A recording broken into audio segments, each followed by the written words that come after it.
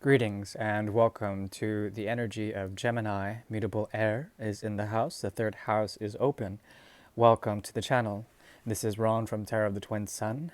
Terror of the Twin Sun is a functional division within the Order of the Twin Sun. I do welcome you cordially. We'll go ahead and get started. I'm working from a deck from 1890. It is known as the Grand Etyle 78 card deck from BP Grimoire, Paris, France. And yeah, uh, the Singularity, which is the spread I'll be working from, is a particular vision of something specific. So it does not have to resonate for you. There may be detail that resonates for you. Please take that and use it in the most secret and candor-filled ways you can with subtlety. We'll go ahead and get started. The third house is open.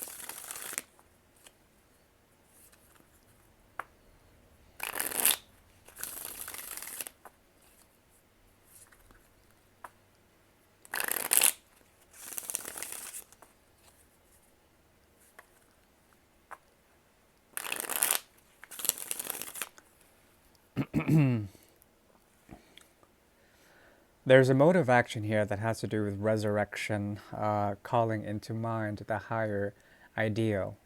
Mutability is all about the card of judgment as well. Mutability through the other, changeability, trying to understand through something else how to either suppress or bring about a resurrection of sorts, bringing forth what? Growth of a return to something past, trying to look beyond it, not really trying too hard. There's a lot of stagnant energy here that revolves around questioning something behind you, something that is trying to return, that is stemming from specifically communities and organizations or commitments. This could be a particular relationship that you have that has some weight on your shoulder. What is missing here is the magician, and that is you. This can be you within the energy of Aries, the season of Aries, trying to move forward, but being called to return back and transform a situation of old, yet not really moving much, okay? Your eyes are fixed in the most secret and Venusian types of ways. You have the subtlety as well as the craft to be graceful in that which you do. Still, there has been action to revive something, yet you are being called to the 10th and the 11th houses of the energies of Saturn, okay?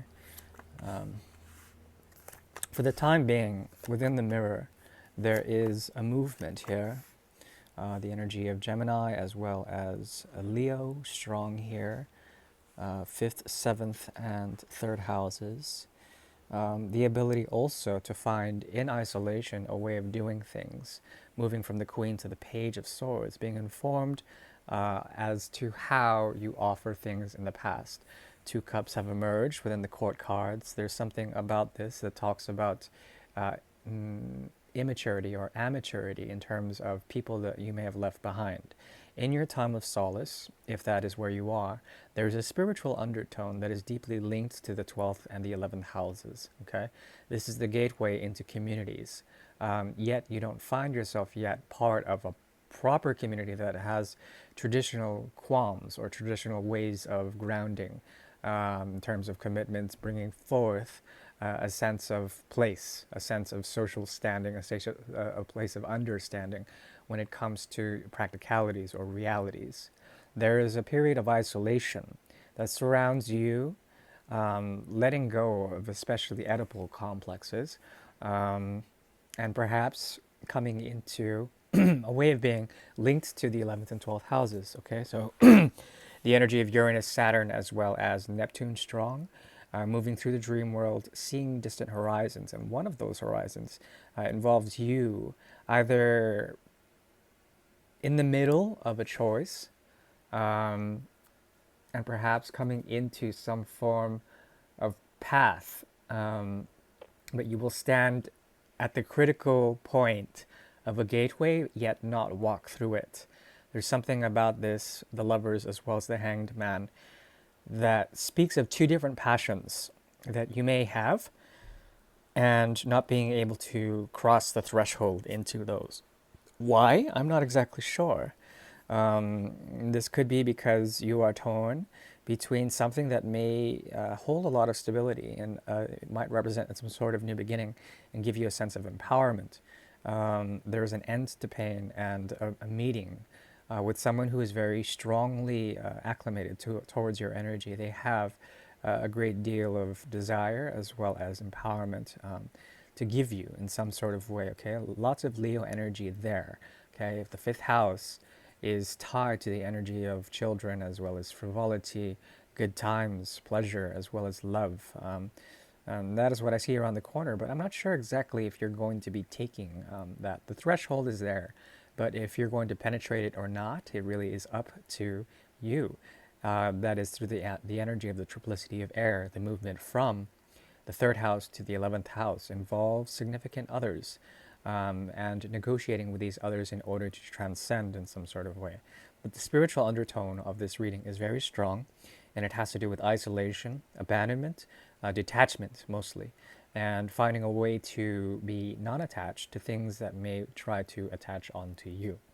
And the choice is yours, but in true form, Gemini probably would learn most in the mode of the layering of the subconscious mind with the Page of Cups energy. Okay, that is idealized romantic notions, ways of bringing forth a way of receiving. Okay, as opposed to giving. Okay, so there's this forgiving undertone here.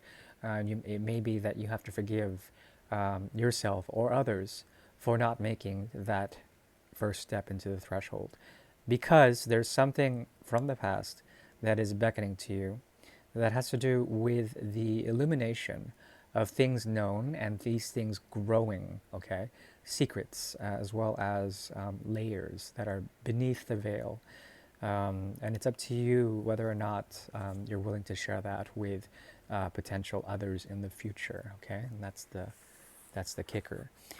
That's your reading. That is the reading for the energy of Gemini. The third house is closed. I do thank you for your likes and your subscribes or any support you send my way. Thank you very much. Bye bye.